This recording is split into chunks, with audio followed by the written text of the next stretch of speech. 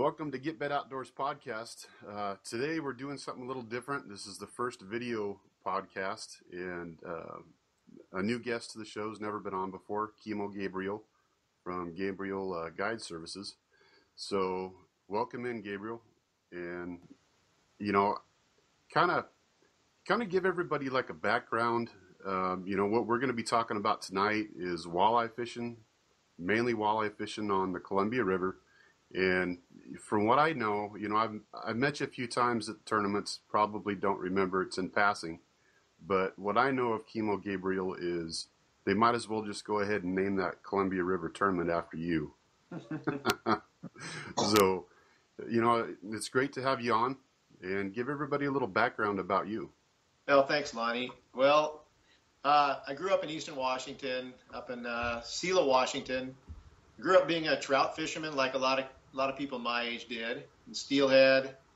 And then I kind of got the walleye bug in the early 80s when my dad and I would travel to Banks Lake.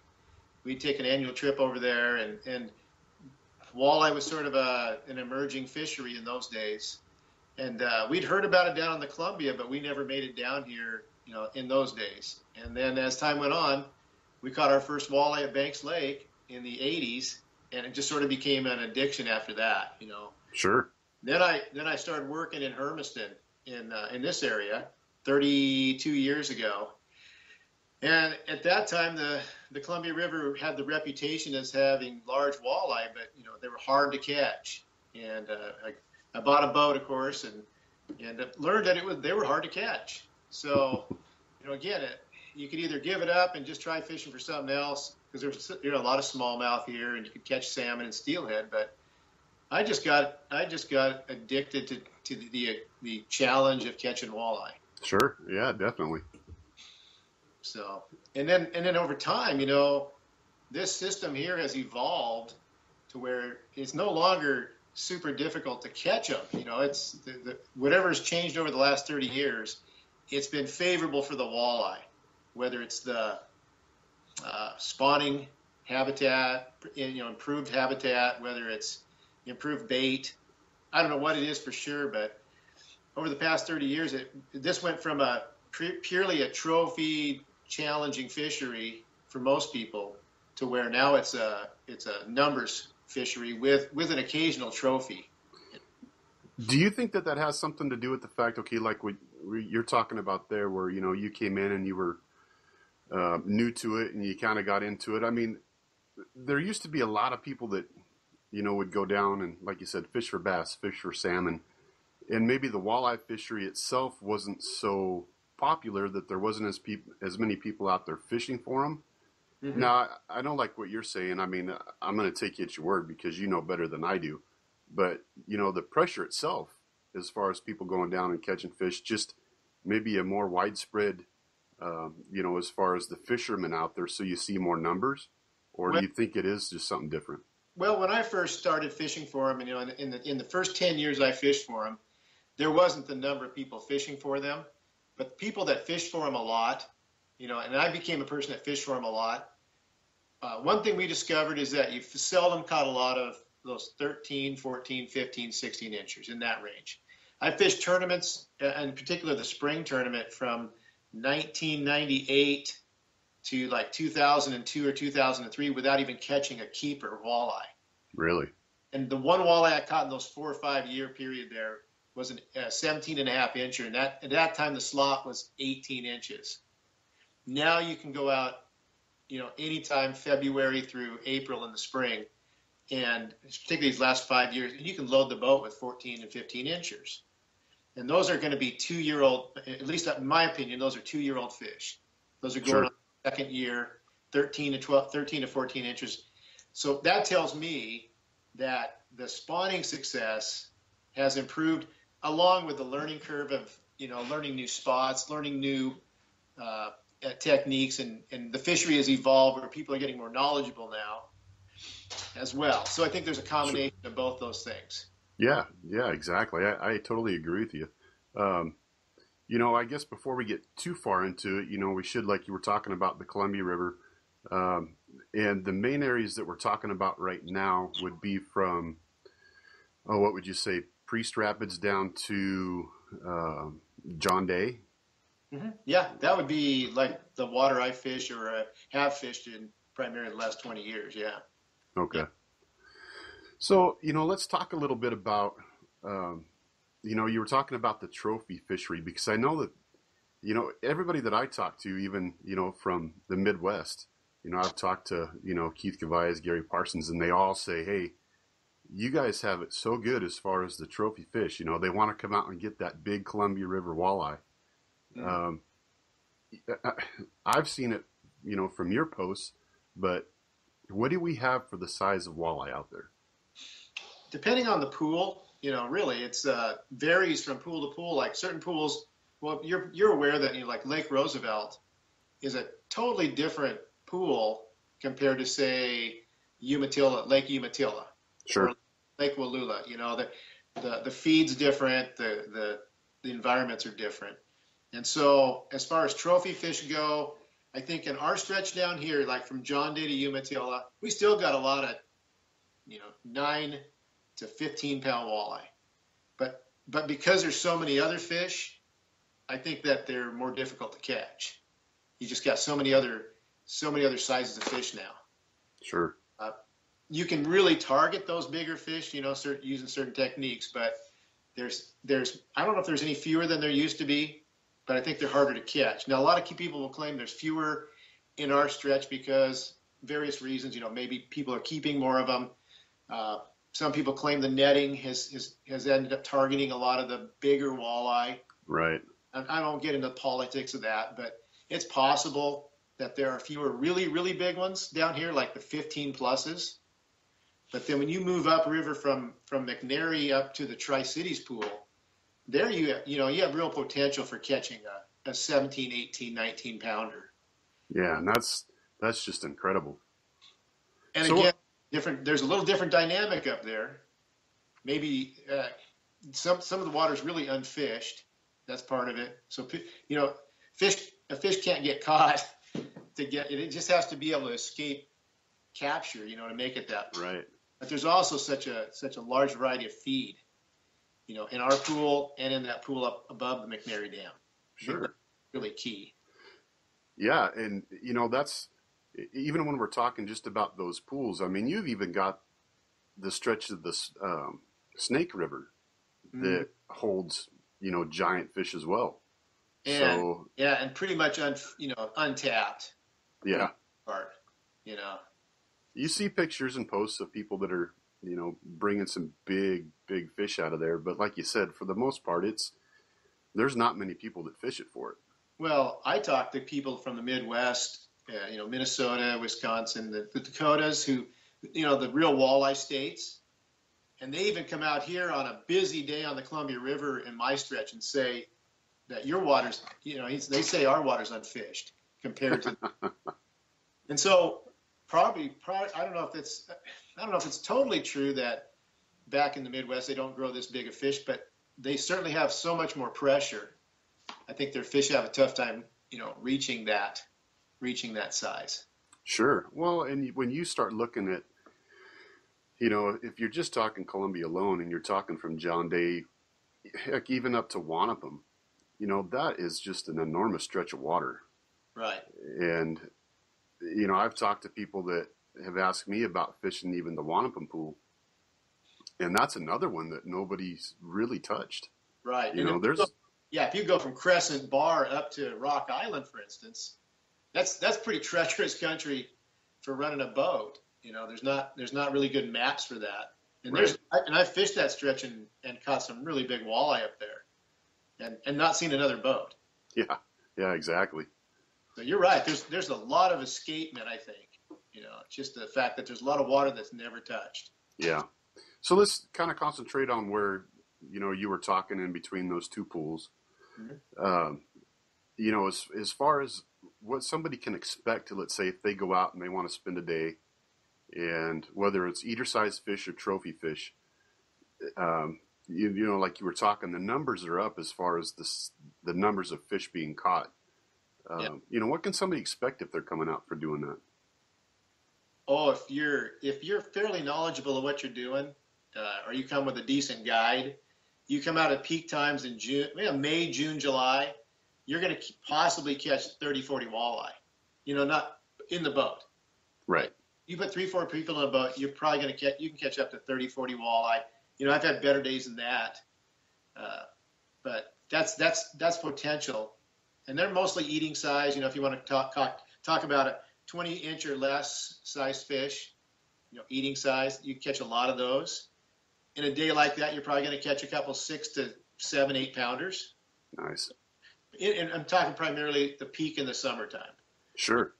Late spring, it really picks up in late April, and through May, June, it really gets good.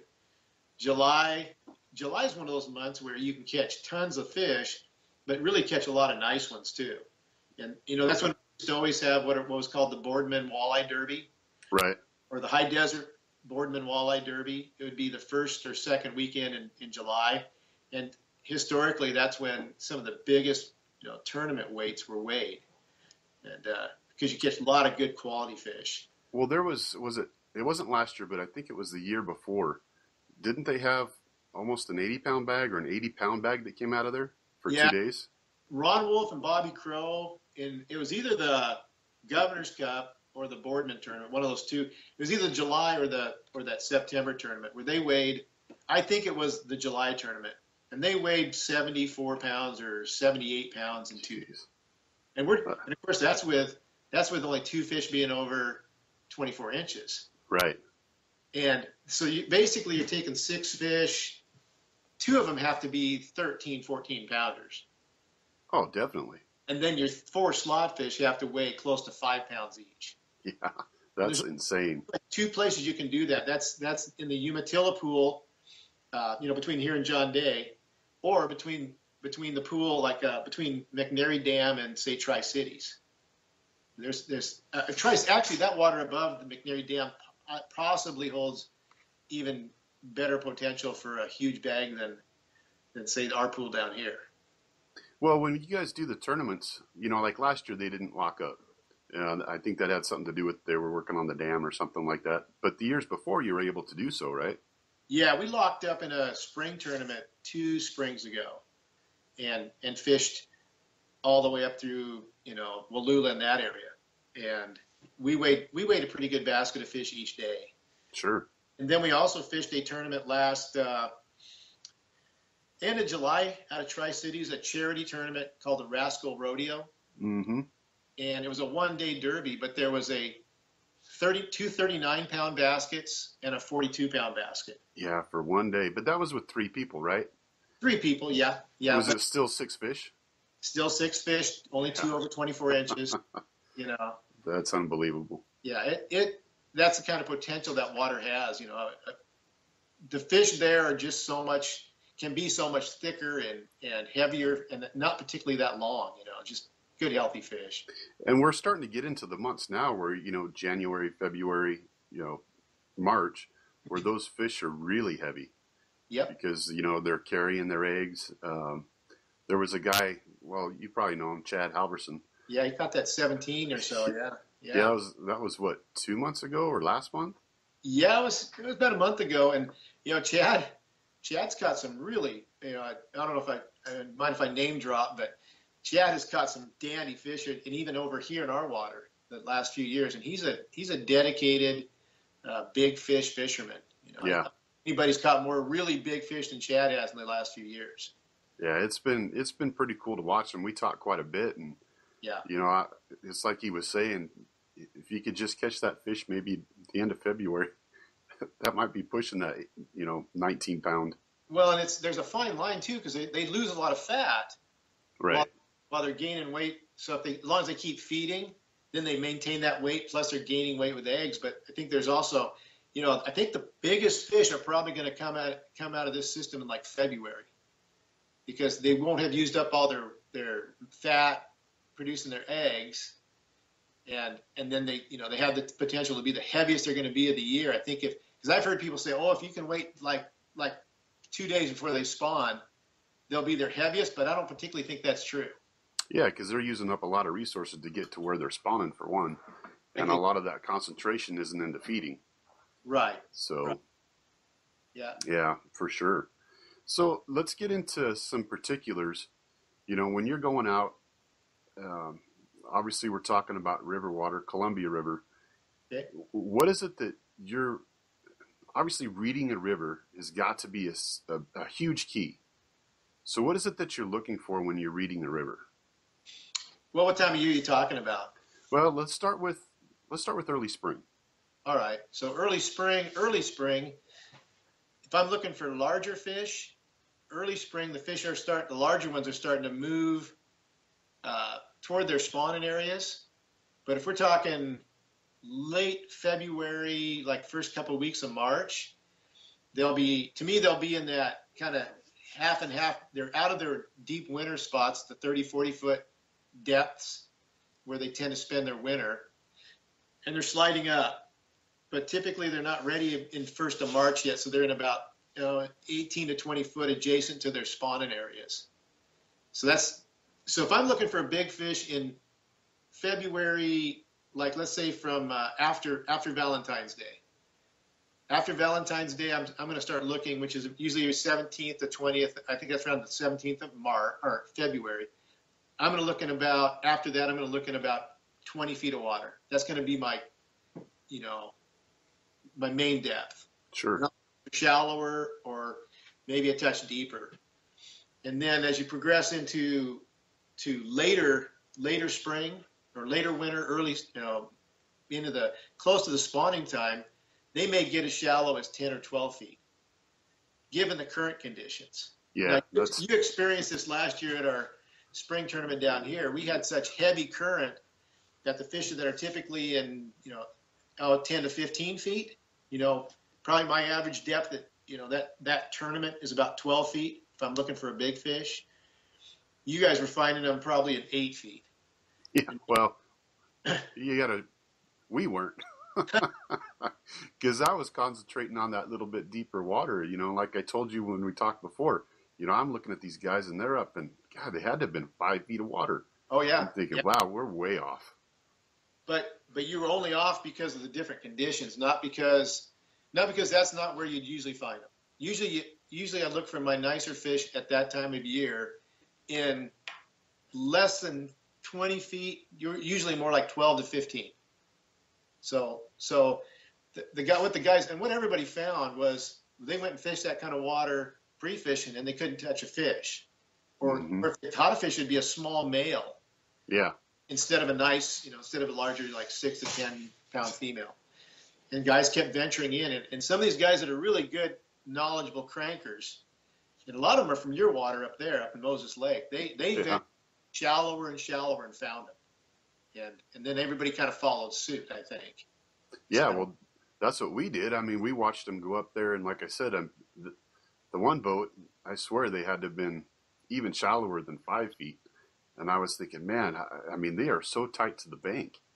Right. But like you said, the conditions were really favored to that because, for one, we had the high flow, and I mean, you couldn't see 6 inches into the water. It was so dirty. So, yeah, it made sense after you sat back and thought about it. It's like, oh, yeah.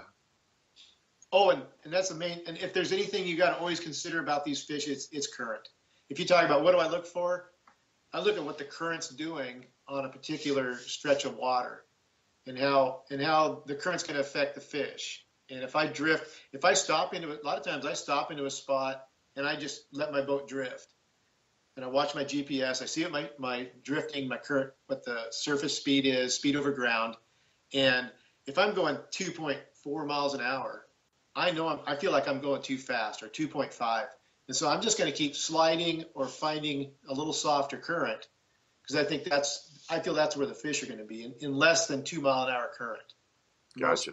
And probably the ideal current for those fish to sit in would be like 1.5 to say 1 mile an hour. So when you're sliding in like that, not only are you looking for that, and I'm still kind of new to this whole river fishing thing, so I'm trying to figure this part of it out. But with the current seams, is it more of a factor when you have clearer water and less when you have dirtier water? Probably. Or so. Does that matter? I think so. I think in your cleaner water like if you ever fished the Hanford Reach area for walleye, the seams are like they're so thin. You know, it's such a fine line between when you slide out and you get into that raging water and you slide over just a boat length and you're in the ideal current speed. And that water's crystal clear. Sure. And that seems to be so important in the like that kind of water. And that's good cranking water as long as you're able to read it really well. And right.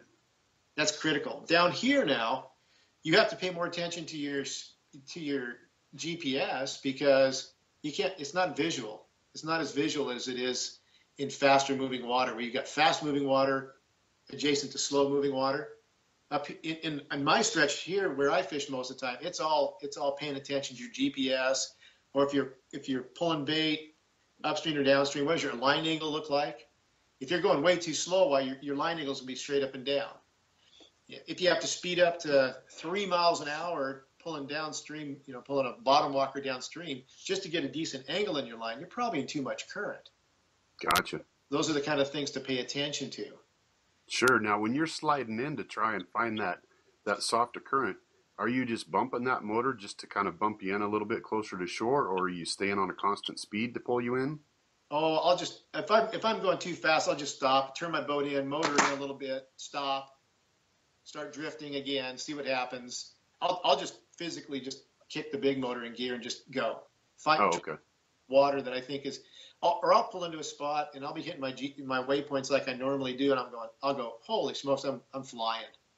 Or, boy, I can't, there's no current at all here, for instance, and I'll slide out. In general, no current means you got to slide out and go deeper. And when you go deeper, you're also typically going more toward the channel where you're going to find more current. Right. In real fast water conditions, it's like last spring. You want to keep bumping yourself in until you find what I feel like is the right current for the fish. And they're going to adjust to the river just like you and I adjust to, the temperature in your house. You go, boy, this is cold. Like click on the thermostat. Those fish, they just turn a fin and they move over to where they're comfortable. So to me, they can adjust in a heartbeat, where it's usually fishermen that take a lot longer to adjust. Yeah, no doubt. Well, and see, last year, like you said, that current, and I've got an 8-horse kicker on mine. And when you pulled out into the middle of the river, I mean, you could take that thing and you could throttle it almost all the way up, and it would just barely hold you. Right. And that's how much it was raging. But, I noticed that as we slipped in, it was a lot easier to find it with that current being that fast, because once you hit that seam, I mean, you hit it. It was like, wow, okay, now you're in it. Especially if you're cranking upstream with that's a great thought too. That's a great idea, because if you're sitting out in current, you're trying to pull upstream and you're having to, just throttle way up just to move, then with a kicker motor, you can just slide over. And now once your speed picks up to about 1 mile an hour at idle or a little bit ahead of idle, you're probably going the right speed. And your boat, your motor, and you can gauge that. You can also gauge it by how much the rod is torqued over, depending on the using. If you're cranking, but that's a good way to find that right water. You just keep sliding in or out until it's you're going what you feel like is the right speed with the right amount of throttle. Sure. Yeah, exactly. So, okay, we're talking about the current seams, the flow of the water. Because there's also got to be a little bit of correlation with structure too, right? I mean, you're not just saying, okay, well, I'm going to go find a seam somewhere and the fish are going to be there. There's got to be something that's also holding them in there. Yeah, that's going to be the other ingredient, especially in spring fish. Spring fish are always looking for kind of that combination of rock, gravel, sand kind of mixture. They're not so oriented to like solid rock like they might be in the summertime. But when they're oriented to that solid rock in the summertime, it's usually because the way the current hits that rock. They're right. like a basalt rock, outcrop underwater. I find fish around those all the time in the summer, but never in the winter. The winter fish want that combination of stuff like sand, rock, gravel. That's what I see, and that's what I've seen on my AquaView camera. When I use that, when I'm looking for fish, I'm looking for the right kind of bottom. That's what I look for the spring fish. Gotcha. Just that combination. So you want something that's got a little bit of both, or a transition between the two. Yeah, yeah. Or Yeah. it could be like there could be like Patterson down here has a lot of sand, but then there's rocks sticking out of the sand in certain, like quite a few areas, and those are Mm-hmm. those spots I usually see the fish in, or catch fish. So it seems like there has to be that combination of different types of rock and stuff. Like particularly if it's when there's a whole lot of stuff that's the same around it. If you find those patches of rock, it can also be where there's a transition from depth. Like a lot of times when you move from out here, when you go from like 18 to 24 feet, that's usually going to have a combination of that rock and stuff. Gotcha. And then even deeper, depends on the old shoreline. Wherever the old shoreline used to be before they backed up John Day, typically will be those transitions of, sand rock and stuff, and that's where a lot of fish will sit. Gotcha. And that's the thing too, that, when I first started going down there, it can be intimidating because for one, you got the flow, you've got so much area to try and cover, and you're looking at this and you're trying to break it down either through maps, just being on the water. As a matter of fact, the first weekend I went down there, I didn't even wet a line until the third morning. Wow. Because all I did was just drive around. I just looked, graphed, just to see exactly what it was, that I'm looking at. Because when you get on Google Earth, yeah, you've got a certain amount that you can take a look at. But until you actually get on the water and you lay your eyes on what, your shoreline looks like, what, your graph is telling you, it can be intimidating. Absolutely. And that's a problem. I guess that's the problem with people first coming out here if they try to do it on their own, is just the sheer size of the water. And there's so many subtle nuances, like current of that particular day or that time of day. Of course, then you start factoring in weather, Right. or which translated wind down here. You don't get much wind, do you? Oh no, just occasional breeze. You start factoring all that stuff in, and it's an intimidating body of water, and it's hard to break down. It's hard to break down. Our stretch is a little harder than maybe some stretches upriver where there's a little more current, and it's obvious where the different current. Our water's so big, there's not obvious current. I guess that's a way to put it. Because a lot of people think the river's not even moving. They look out there and just see this big body of water. And I've had a lot of people say, well, it's just a lake. But Yeah, no. the current is definitely a huge factor. It is probably the factor. Well, anybody that says that, all they have to say is, come down there when you get a nice south breeze. Yeah. Oh, You'll see how much current there is. yeah. And there's times too, like it would have been 2 springs ago that we went down for the first tournament that we fished down there. And, the first day was pretty decent. And then probably by about 2:00, I think, the wind started picking up. And it didn't seem like it was that strong. Right. But we were fishing there by Patterson and just had to go up to Umatilla. And man, we came across that thing and I thought, holy cow, I'm glad I got a big boat. Oh, yeah, and there's different stretches of the river that are rougher than other stretches, depending on how the current gets funneled through certain. We have a spot right in front of the marina at Umatilla where the waves just stand up straight like 5-footers in a regular old windy day. There's ways. It can be treacherous just to get across from the far side at Umatilla over to Umatilla if you don't know how to kind of miss those standing waves. Sure. There'll be some flat water in there, and then there'll be standing waves. Then you go around the corner from Patterson, and you've got the gauntlet, where you have been running down the river pretty much west-northwest, and then you turn to the southwest there. And the wind's been blowing all the way from Boardman. And so you have these massive rollers that you've been running in 2-foot water in a boat like we have, 2-footers. You can go quickly across there, and then you hit the gauntlet right there at Patterson, and it's like all of a sudden you're in 4-footers, and there's sharp, steep waves, short, and it's just you're beating the daylights out of yourself. Yeah, that's what I noticed. I mean, as steep as what those waves were, it was hard to get on top of them. Oh, absolutely. Yeah. So anybody that's going down there for the first time, make sure you keep an eye on that wind if you're going very far, because it can be dangerous. Well, and possibly if you can manage it, wherever you launch, fish downriver from where you launch. Sure. That way you can always keep an eye downstream. If you're looking down the river and the surface of the water looks black, the wind's coming. That's kind of the key. If you see a black line downriver, you don't see it doesn't look like water anymore. It looks like a black line or a black surface to the water. You better start thinking about working your way back up the river. And once it hits you, of course, it's gonna overtake you before you know it. And by the time you get your gear loaded up and you kind of lock things down and you start heading up the river, you can be in 2, 3, 4 footers before you know it. But as long as you're heading with the wind, you can usually ride it out. You can hug the shoreline, do some things to keep out of the worst of it and monkey your way back to launch, Yeah, exactly.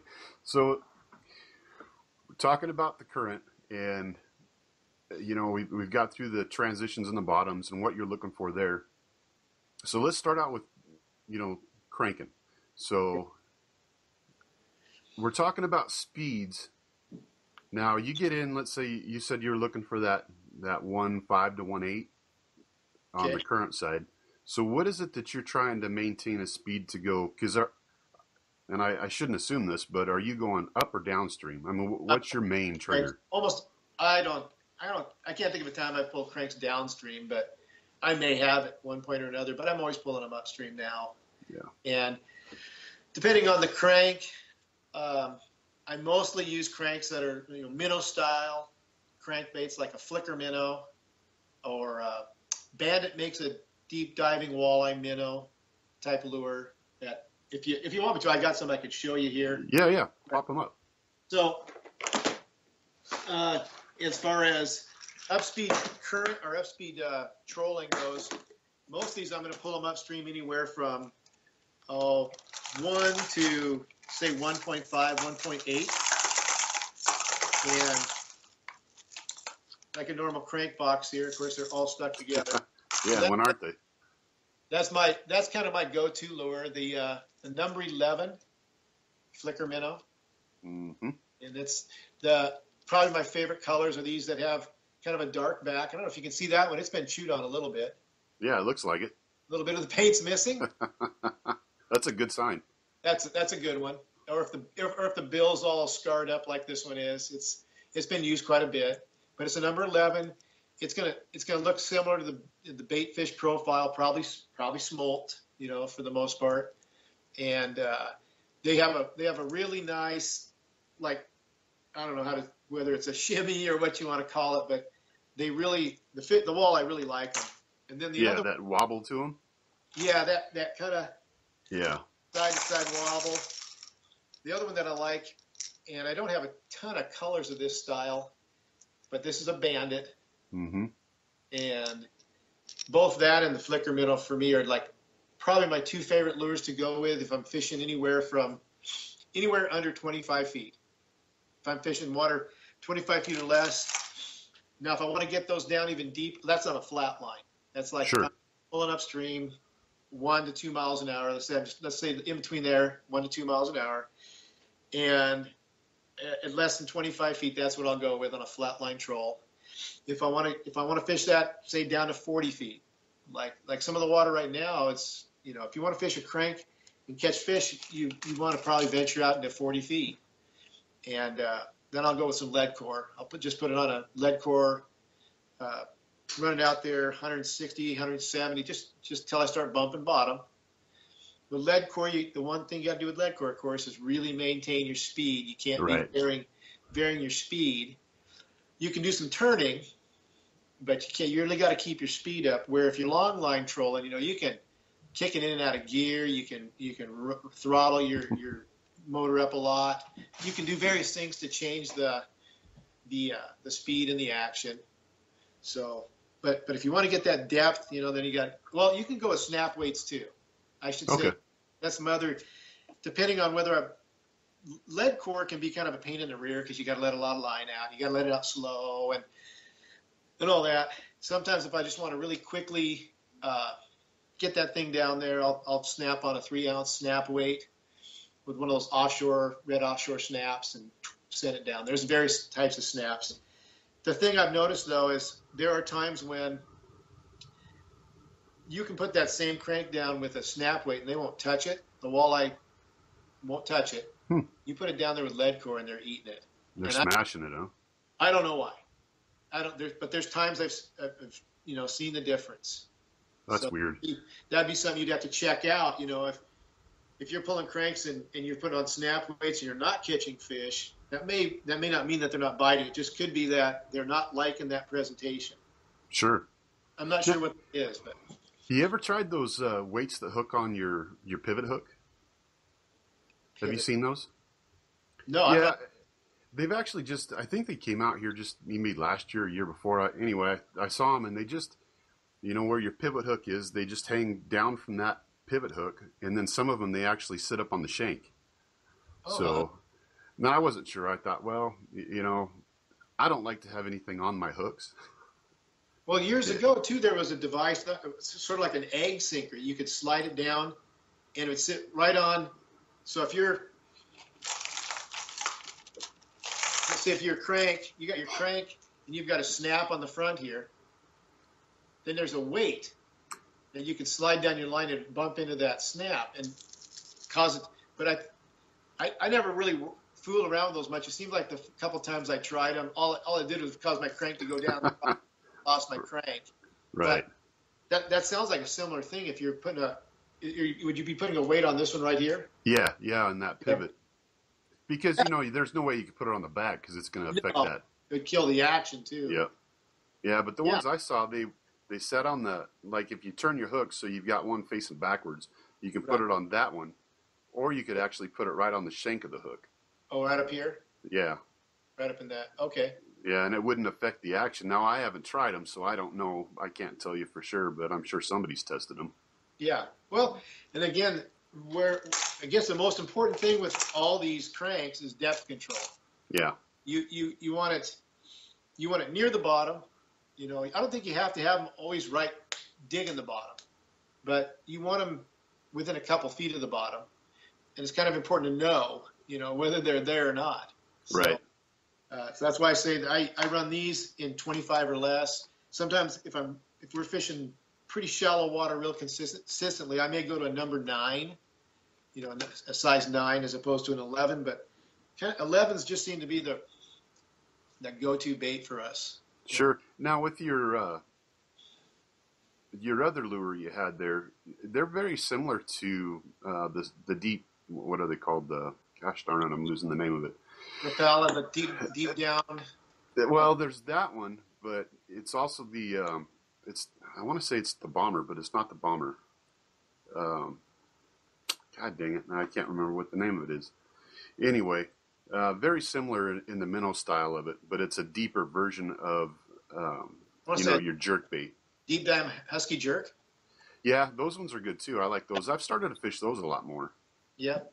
I fished with a guy last summer, and we fished a little derby together, and my regular tournament partner and I, we were putting on, of course, flicker minnows, and Donnie Graham, he was fishing with us, he put on those deep down husky jerks, and he was, as long as that thing's tuned, he was fishing, catching as many fish as we were, or hooking as many. And again, that might be the other key to all these crankbaits is getting them tuned. Yeah. Now, color, I'm not that concerned about color. And like I said, I like a lure with a contrast. So if you see it turning there, if it has that nice little shimmy or wobble, the fish are going to see flash, light, dark, light, dark, light, dark. But as long as this thing's running nice and straight with a kick every now and then, that's a well-tuned lure. If they're kicking out to the side, way out to one side consistently, then you got to get that. And sometimes you got to do it fish to fish. Sure. Especially if you've had to wrestle with a fish in the net, and you're, and getting the lure out of the fish and out of the net. A lot of times it gets tweaked. A guy who pays a lot of attention to how well that lure's tuned is going to end up catching a lot more fish. Even if it takes some time to tune it up, it's worth the time. It's definitely time. There's no doubt about that. I mean, the first thing, you should do when you pop that thing is give it about 5 feet of line. Give that thing a nice good tug, see if it's diving down or if you're getting the kicks out to the side. And, kind of explain to people how, you tune it. You've got the crankbait there, but, it's kind of hard to explain without seeing it. But, if you're getting a kick out to one side or the other, it's real easy to adjust that. That's right. And and this is just me, but one of the first things I do is I take the split ring off them. Yeah. I don't run them with the split ring because you never know what part of the split ring is actually hitting the attachment here. So it can cause it to work differently, I think, depending on where that split ring is positioned. So I take the split ring off and I put a snap, a dual lock snap. Is that what they're called? Just a snap, not a snap swivel. Right. Dual lock snap. And put it in the water. A lot of times I just crank my motor up a little bit, set it over the side, or hold it straight back so I can just see if I'll hold my rod straight back behind the boat and just see if it's straight. That's kind of the first test. And then if I can pull it forward, sweep it forward while I'm going forward in my boat, if it stays pretty straight, want us to track right with the the tip of the rod, then that's a good one. If it's kicking out to the right, then I want to take my pliers. I take needle nose pliers. I know there's specific tools for this, but I'll just take my needle nose pliers. I'll hold it against one of the parts of the needle nose will go against the eye, and I'll put the other one against the bill, and I'll just press it a little bit, press it, and try to move it over a little bit. And if it's kicking to the right a little more, I'll press it back to the left. If it's kicking to the left, I'll press that eye to the right a little bit. Yeah, because it doesn't take much to get those to adjust, just a little tiny bit. Right. And frankly, if you have one that you cannot get tuned, put it on Craigslist. Yeah, no, I hear you. I mean, there's some of them that I've had where it's like, are you kidding me? I mean, I didn't hardly move it at all, and it's kicking one way or the other. Yeah. So it goes in the bottom of the boat till I get home. Yeah, and I'm sure it's something internal, Yeah.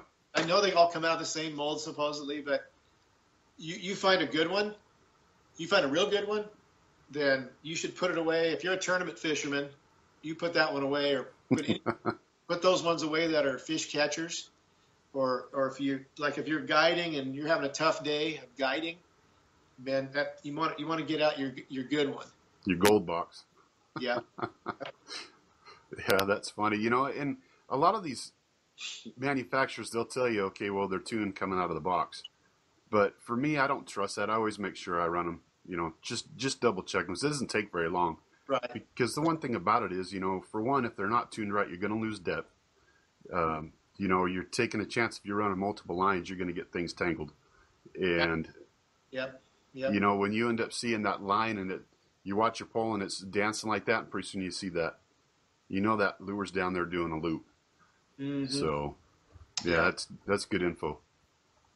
So I noticed that on those that you had, like you said, you had that contrast from dark to light, but most of them seem like they had that iridescent or shine to them.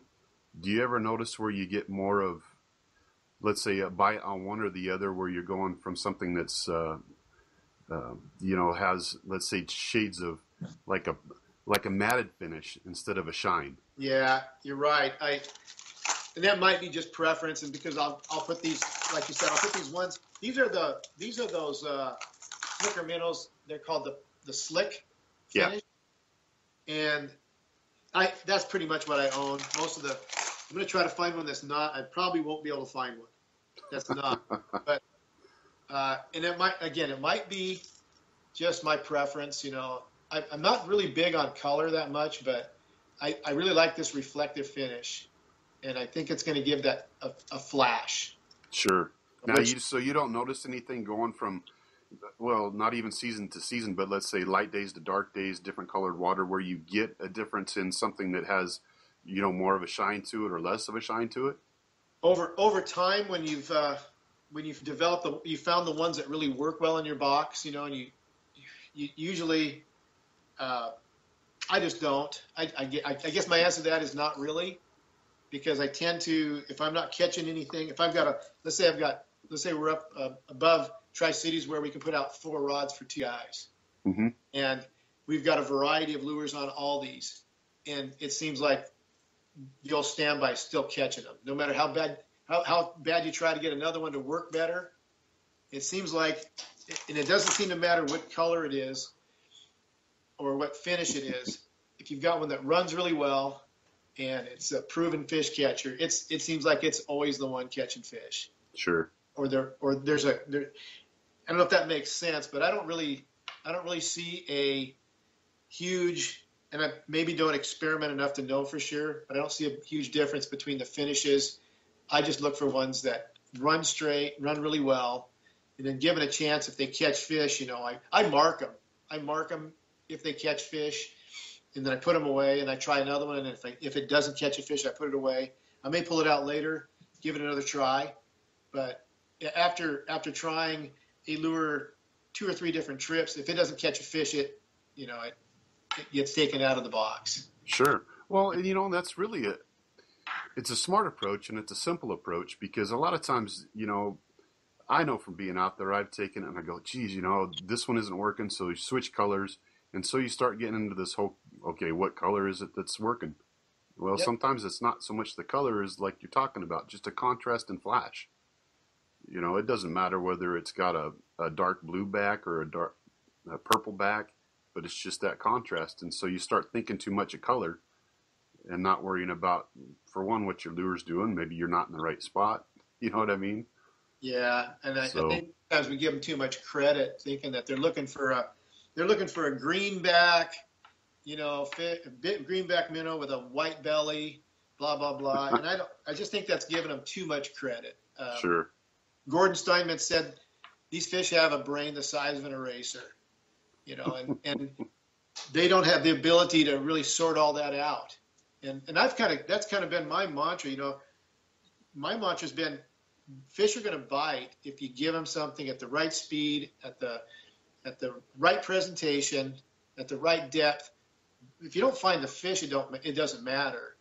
So you got to find the fish, and then you got to try a number of different things to see what's going to work. Just process of elimination. Is it bait? Sure. Is it a crank? Do they want a blade bait? Do they want a shiver minnow? Do they want a rig? What's going to work on? But key is finding the fish, not finding the color. Right. In my opinion, and that's good. I mean, that's a good point, because a lot of times if you find fish and they're active, a lot of times it doesn't matter what you're putting down there; they're going to react to it and hit it. Right. So, and that's time to try different things. Try different colors, and that's how you learn. To fine tune. Right. When fish are biting, not when if you haven't found them, there's no sense of fine tuning. If you haven't found the fish.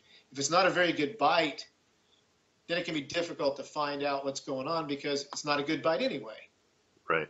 But those times when you have really good bites, sometimes you find something that's working very well. To me, that's the time to try something else. Sure. Yeah. No doubt about it. So let's talk about your cranking. What time of year? Are you cranking all year long? Is that the first presentation you're going to when you get out to see if you can cover more water? Oh, it just depends. We tend to, I think all fishermen tend to get locked into certain times of year means you do this at this depth, at this speed. And with the cranking, the one thing that's opened my eyes is that cranking is a presentation that's going to work all the time. You just have to get it in front of the fish. It just depends on getting it in front of the fish at the right speed. Maybe you got to tweak the size of the lure or the style of the lure a little bit. Sure. I used to always fish with hot lips. The hot lips, Power Express, the Power Dive minnows. Caught lots of fish on those. And so it didn't seem to matter so much the lure. It was more a matter of finding the fish. But I always thought that cranking was a summer or fall presentation. And I'd say the last 3 or 4 years has really taught us that that's not the case. Right. And now we're using them all the time. And I know some guys go to that almost exclusively, initially, and that's a great way to cover water. And if I'm in a new water, that's probably what I would do more than anything, is start pulling some cranks around just to cover water. And water I'm real familiar with. Anymore, it's more a matter of fishing the way I want to fish. Guiding, I'm gonna probably pull bait with a harness most of the time, or a crank.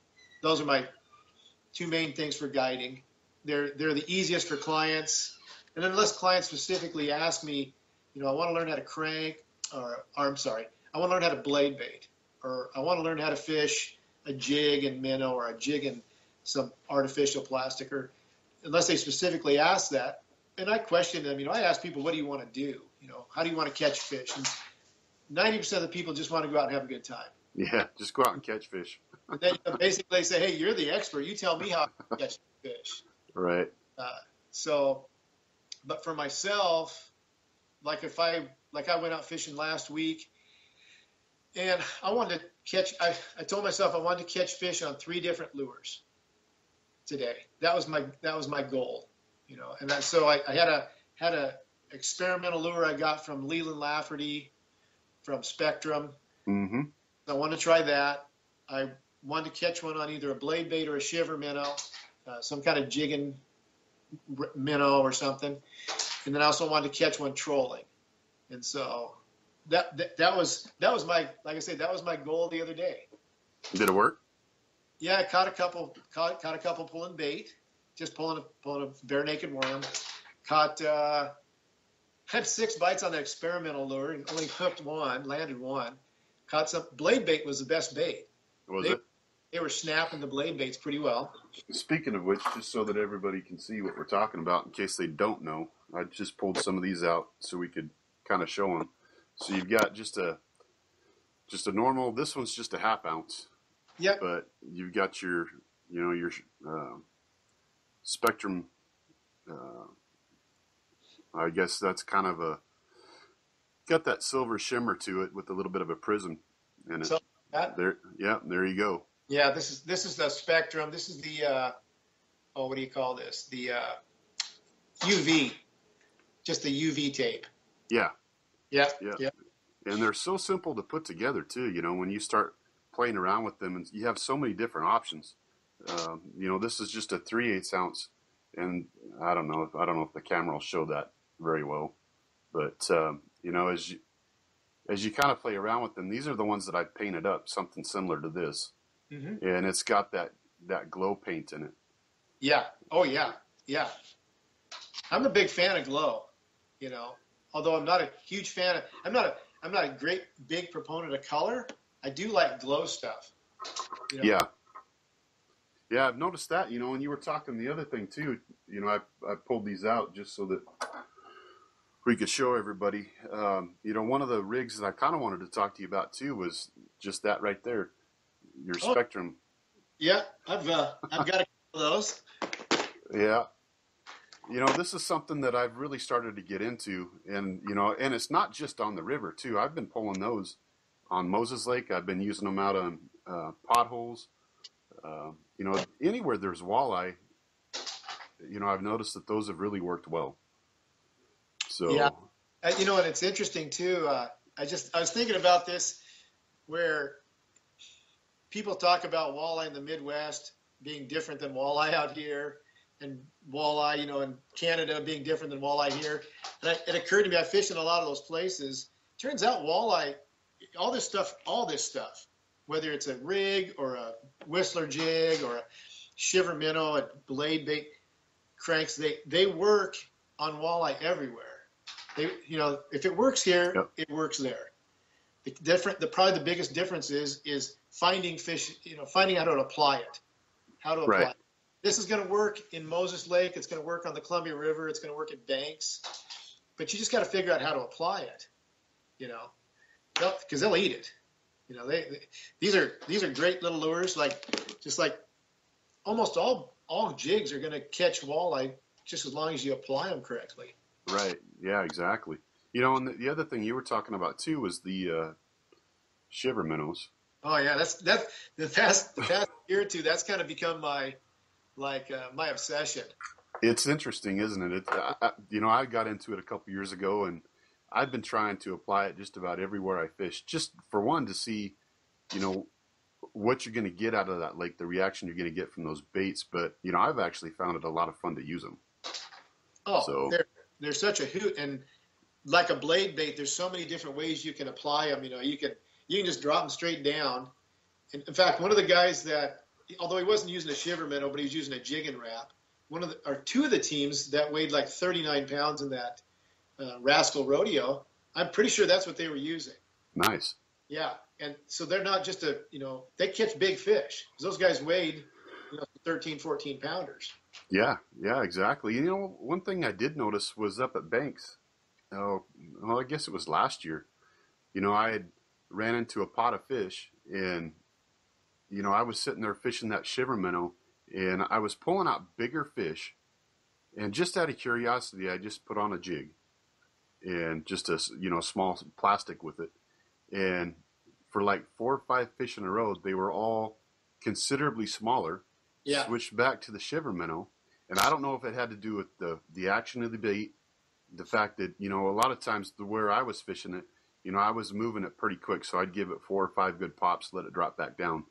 Where that jig is kind of just rolling up, and maybe that's something I should have done just to experiment, just to see what the jig was, pop it the way I was using the shiver minnow to see if it made a difference. But I don't know, it was interesting to kind of play around with it and see what it would do. I would say in a lot of situations that's going to be the case. There's going to be, if there's multiple sizes of fish, there's probably something that's going to trigger the big fish, like a crank. Like a crank seems to trigger bigger bites. Or taking any kind of jig. If you fish this jig with a worm, you're likely to catch all sizes of fish. Like tiny fish, up to big fish. You put like a plastic on here, like a like a Zoom minnow or a Berkeley minnow, or like this is a Trigger X, something minnow-like compared to like an earthworm. That's just a regular old crawler, and I think you're going to catch bigger fish on this consistently. Even though you could, in fact, if you're fishing with somebody and you're both using the same kind of jig, it's often really good for one person to use like a plastic presentation while somebody else maybe uses a live bait presentation on the same type of lure. Sure. And I agree. There's times when I've seen that be the case. Yeah. Well, and I like that concept as far as putting that bigger plastic on those Spectrum lures. That's one thing that we were doing last year, but it was more with the gulp minnows. Yep. And I like using those as well. And certain baits, certain jigs fish better with a shorter profiled bait, thicker. They kind of changed the shape of these gulp minnows here a few years ago. It used to be rounder, and now they've made them a little flatter. I'm not sure I like it better, but they always change stuff on us when we get used to something. Right. But I think there's certain jigs that fish better with a bait like this, and some maybe like just a straight lead head jig that would fish better with something like this. Just there's just all kinds of, as there's just so many different options and possibilities. Oh yeah, there's no doubt about that. It just makes it fun, Oh heck yeah, that's what it's about. So as far as techniques, okay, we talked about the crankbait. So when are you using the blade baits, the shiver minnows, any of those? Is there a certain time of the year that you tend to go to those, or are you just using them, whenever you go out, you're just saying, okay, I'm going to try something? Pretty much whenever I feel like trying them, if I go through some water and maybe we pull bait through some water and we get a couple of bites through a little stretch, we may run back up and start throwing the blade baits or the shiver minnows, a jig, maybe put a jig down. It seems like if you can pull through some water and you can tell there's a pot of fish there, on one of your spots. Like let's say I got little rock piles or something, and it takes about 5 minutes to pull down there through bait with the bait, and we get hit 2 or 3 times. Oftentimes we'll run back up and start throwing jigs or blades or shiver minnows now to see if you can get a different kind of fish. Right. which seems like when you throw one of those baits, you often get a bigger bite as opposed to bait. Sure. Well, and I guess the reason why I was asking that is because it seems like a lot of people will sit there and say, well, your blade baits and whatnot are a cold water tactic.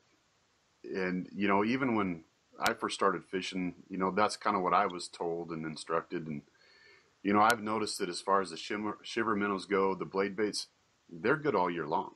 Oh, yeah. But people just don't use them. They figure, okay, once the temperatures get above a certain degree, well, I'm not going to fish those anymore.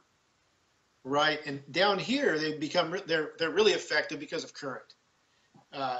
Like the summer peak kind of coincides with when that water temperature comes up and the currents back down a little bit from the spring, kind of the big water in the spring. And that's when that summer peak sort of bite starts. But you still got decent current. And I think another thing people think is that, well, if I pull cranks or if I pull bait downstream, I'm covering more water, faster. But if you're in a boat with two people and you're flinging, like I like to cast all these present. I mean, I really like just to cast. I don't like to I like to fish vertically occasionally, but my preference is to pitch it. Sure. Out there, you can cast a shiver minnow till you get to your backing. I mean, you can cast so far, and you can cover. Not only are you covering water as you're going down the stream, but you're also covering water like back toward you. So you're kind of covering an arc. If you cast that thing out and you're drifting down the river, you're covering an arc of water. Right. So you might contact fish out to each side that you wouldn't contact just pulling a crank straight up river or pulling straight downstream with bait. So even though you may be fishing a little slower, you're covering probably more water, in my opinion, with a presentation that's really effective. I think if you do a blade bait correctly or a shiver minnow correctly, I don't think a fish can resist it. Yeah. But if a worm goes by a fish, especially if it's a spinner or a smile blade that got a lot of shiny, goofy stuff on it, I think a fish will take a look at that and kind of say, that doesn't look right. Yeah, well, you get that erratic action, whether it's with the shiver minnow or the blade bait, and it's one of those things where they have to make a decision right then and there. Okay, am I going to take that thing or am I going to let it go? You got something that kind of drifts by them, they kind of look at it. You just get that way to trigger them, I think, is a lot of times what spells the difference between catching them and not. Mm-hmm. Yes. Oh, you're going to catch, I think with a walleye, you're going to catch the feeding walleye with a blade bait, but you're also going to get that reaction bite. Yeah. And sometimes I think the fish just look at the silly thing and they get hit in the face with it. We watched them on the camera. In fact, my tournament partner was his wife was blading, and so he could see her blade doing this. He was watching it with the camera, and he did this, and he said a walleye zipped up about a 15. He thought it was a small walleye compared to the blade, but the walleye went swam right up to the blade as it settled on the bottom and looked at it. And then as she jerked it back up, he just shot out of the camera. So he came to investigate it, but actually the next yank kind of spooked him. Oh, okay. But I could imagine if she had just left it there, if he had just lifted it, perhaps, he probably would have snapped it. He was ready to. It was almost like he just needed that last little bit of. And so a lot of times when I'm blading, just based on that right there, a lot of times when I'm blading, I try to be real subtle with my lifts. I've watched guys that I think are really, really good bladers, and I've seen them spend a lot of time just holding it and just setting it back down, and just picking it up, holding it, and it's drifting in the current a little bit, and then it's flopping down, or it might even be just setting there as they set it back down. So, but it's that to me just let me know that was a fish that could have been triggered. Sure. Zoomed in to look at it, but he just got too much. There's too much action on it, I guess, for him to finish up. Well, and you talk about as far as action to employ, on the blade bait. I mean, there's so many different ways to fish it. Whether it be vertical, casting it out, working it back. even snap jigging it. That's another way, especially with the shiver minnows. Those work great for doing that. Yeah, yeah. One of the things that I really like to do when I'm using a blade, I'm casting it out, and it's kind of funny you mentioned that, and I don't know what your take is, but when I'm casting it out and I'm working it back, I'll give it a good bump, and I will hold it, but then I'll just kind of slowly let it drop back to the bottom on a tight line, and then rip it back up. Not real hard rips either, and I'm probably moving it maybe 2-3 feet at a time. But, what I've noticed is that I've detected a lot more hits by, holding it on that tight line and just letting it fall instead of just dropping it back down. Yeah, and there's times I think when just snapping it up and, throwing slack into it gives it some kind of one kind of action. Yeah. But then, maybe just being real subtle and snapping it up and just like almost setting it back down sometimes is a more effective way. And those fish come up and just slam it. They inhale it. I'm more convinced with like all these baits. I'm more convinced that fish are programmed to profile, and then I think a blade bait actually represents the side of a bait fish, just the side of him, not the whole bait fish itself. Because otherwise, why would 14-pound walleye even eat them? It's not worth it to eat, a 2.5-inch fish. But I think what that flash represents is a bigger fish to them, or a part of the fish. So I think those are the things they key in on when they feed, just like with a flicker minnow. It's got that side action. I don't even know that these have. We were talking about this the other day. Do these even have? Yeah, they got rattles. Yeah. So you have a little bit of sound to go along with that little bit of flash. If you ever take a blade bait and just shake a blade bait, when you're just like let's say you're trying to it's got hooked around the line or something, so you shake it. You got those hooks going click, click, click, click, click, click, click. You got noise with a blade bait plus the vibration as well as profile. And then you start adding these different, reflective tapes like this UV stuff and whatever else we add to them. You're just adding more flash and, attraction. So something there is going to trigger them, probably. Sure. But so let's talk. Go ahead. Oh, I was just going to say, let's go ahead and talk about, one of the things I wanted to hit on with you was, there's a lot of negative light, it seems like, on certain guiding and it doesn't seem to matter whether it be on the Columbia River or, any of the walleye lakes. But, I wanted to give you the opportunity to get it out as far as, how you approach that subject as far as guiding goes. And what you've seen happen over the last few years. Oh, well, I've been guiding for 10 years. I'm going on 11 years. And I would say in the walleye thing, when I first started guiding, guides were, they're sought out, because the fishery was difficult on the Columbia River. Up on Banks Lake, Gordon Steinmetz was one of the pioneers of walleye guiding, and he's super well respected. There were a couple of guys down here guiding, not a whole large number of guys, and so most of us, we just as far as our amount of fish we kept or the size of fish we kept, most of us held to some kind of standard, like, okay, we really don't keep fish, over 22 inches or 24 inches plus there were limits back then. There was, a set limit, so you weren't going to be able to keep more than the limit anyway. If you wanted to keep your license, you want, so most of us, I think, because of the limits and because, we felt like there's a need to respect the fishery and understand that, there's no walleye hatcheries out here. BPA isn't pumping $100 million a year into our walleye, reproduction. Therefore, fishermen and sportsmen kind of have to, because I think we can pretty much agree that the game department has had kind of I don't know if it's a love-hate relationship with walleye, but oh no, it is. But they're I guess they're getting the game department gets to take advantage of people that want to fish for them by collecting money, and then all the other you know, income that's developed by that. So they kind of get the benefit of kind of having this fishery without really doing anything. Right. Know? But then came, you know, a couple years ago when they dropped all the limits. Mm-hmm.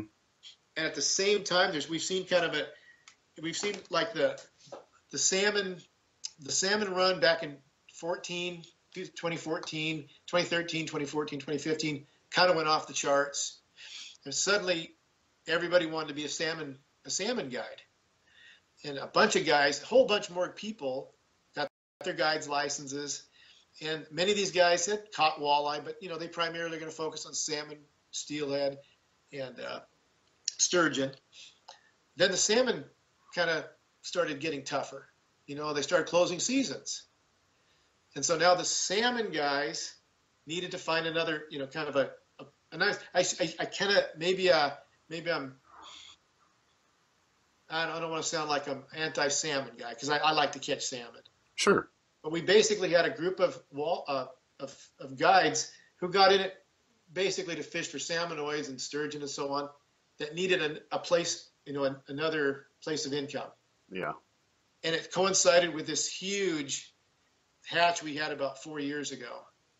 And so how we have this huge influx of fish, they're 14 inches, and anybody could take anybody with a 6.5 foot rod and a whistler jig and a worm could catch, you know, 20 a day, 30 a day. And you got, and the salmon, kind of the salmon fishery is a put and take fishery. You know, it's if it's clipped, it's kept. Or if it's an upriver bright, you know, bonk. That's the way you do it.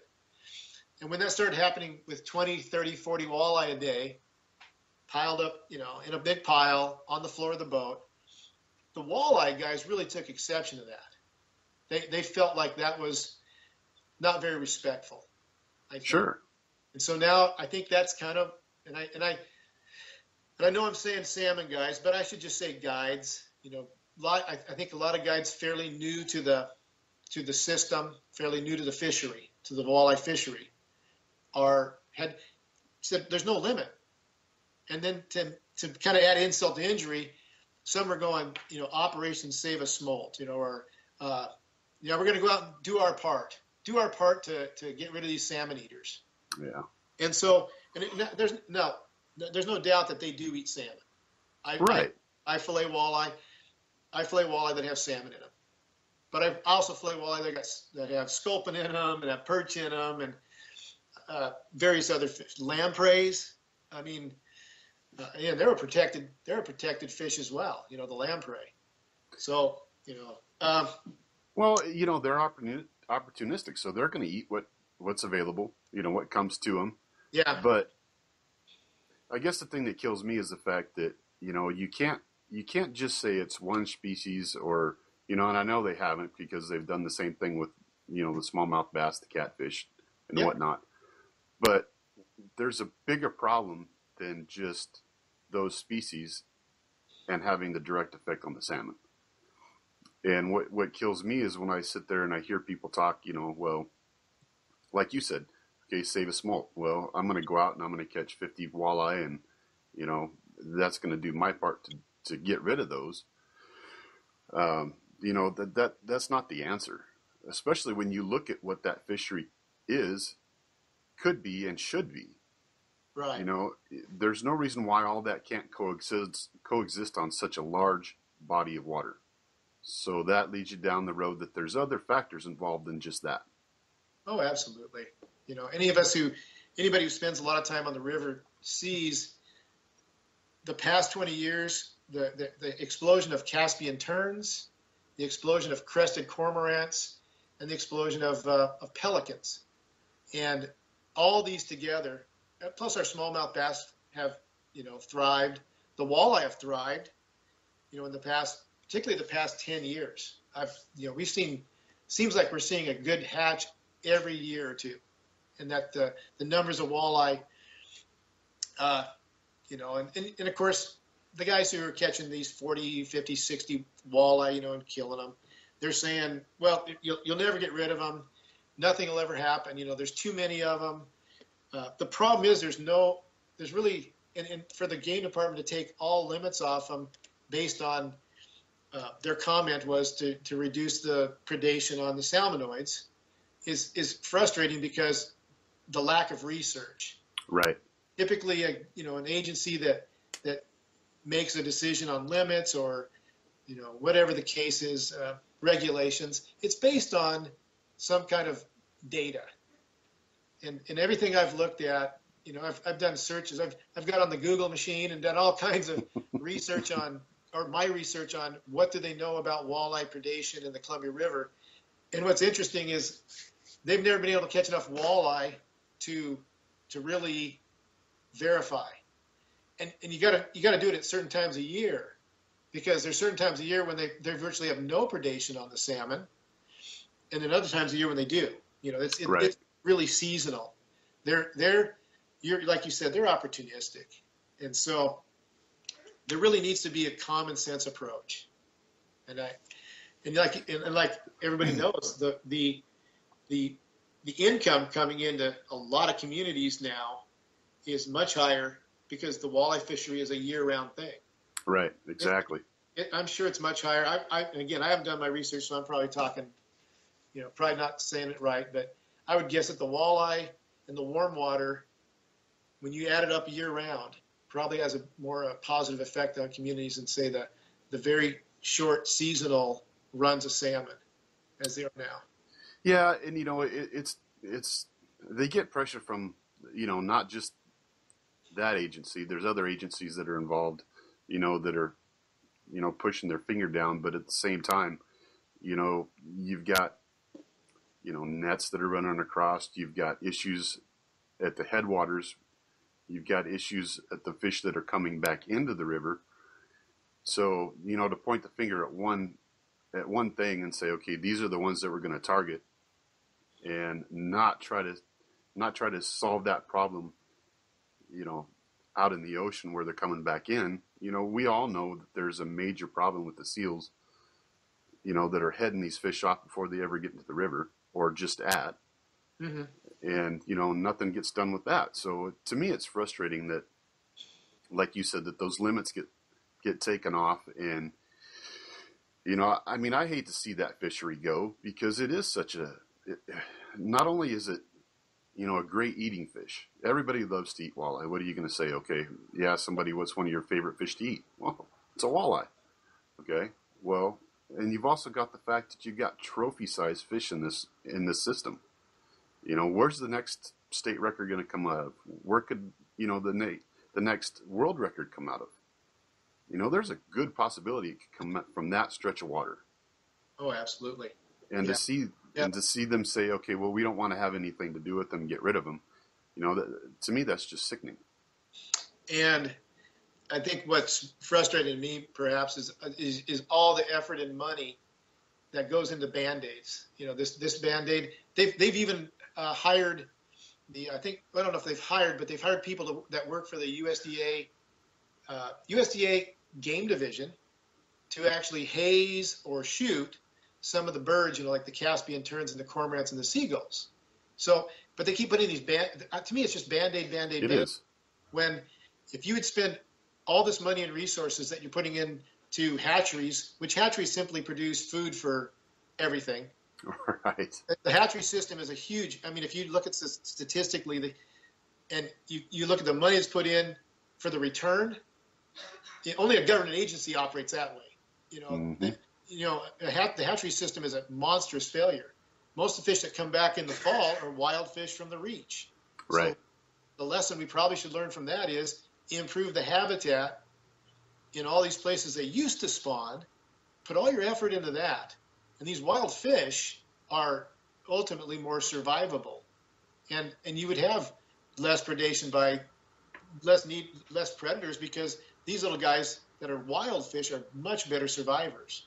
Sure. But again, it's Band-Aid after Band-Aid after Band-Aid. And I guess until maybe with private industry ran it, then that's what would happen. But, yeah, it is what it is.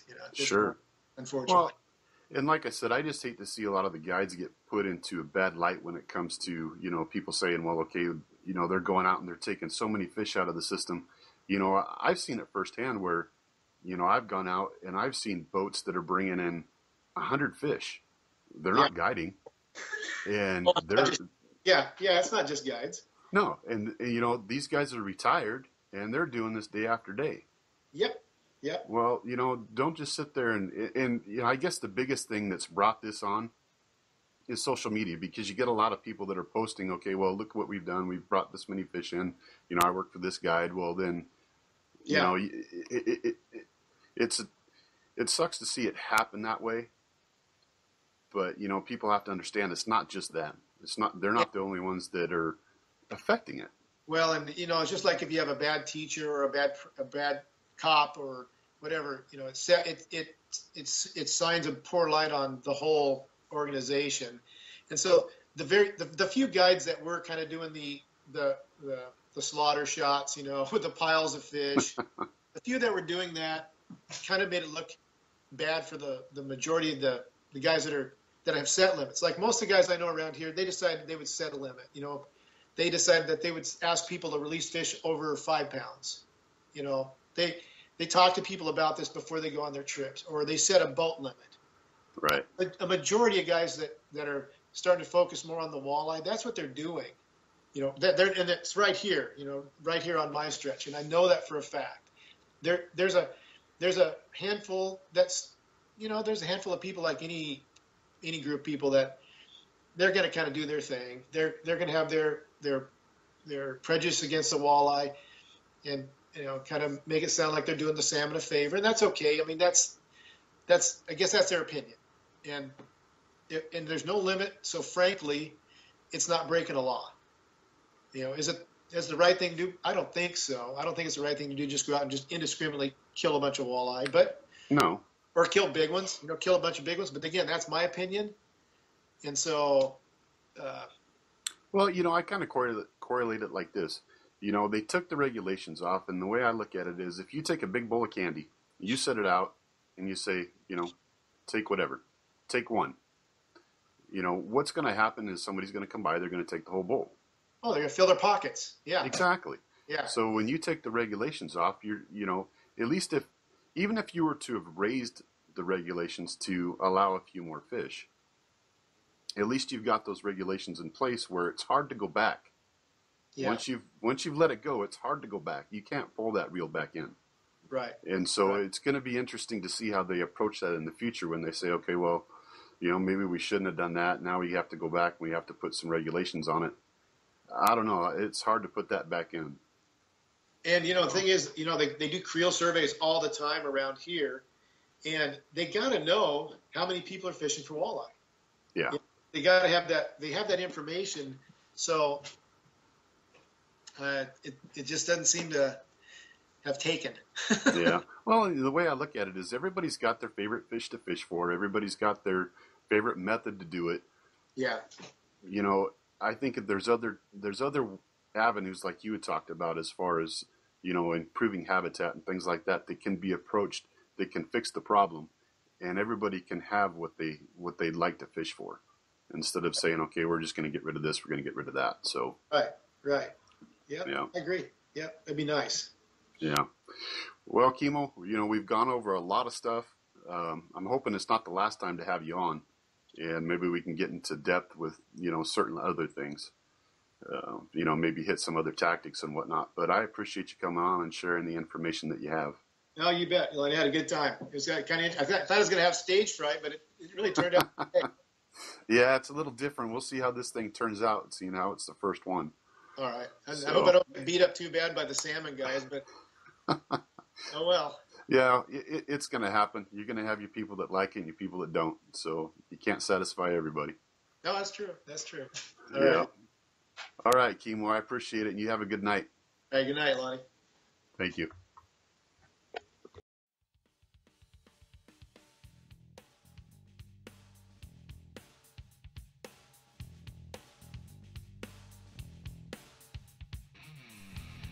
Thanks for listening to Get Bit Outdoors Podcast. Check us out on Facebook at Get Bit Outdoors Podcast, Twitter at get_bit outdoors, and you can get us on iTunes and Stitcher.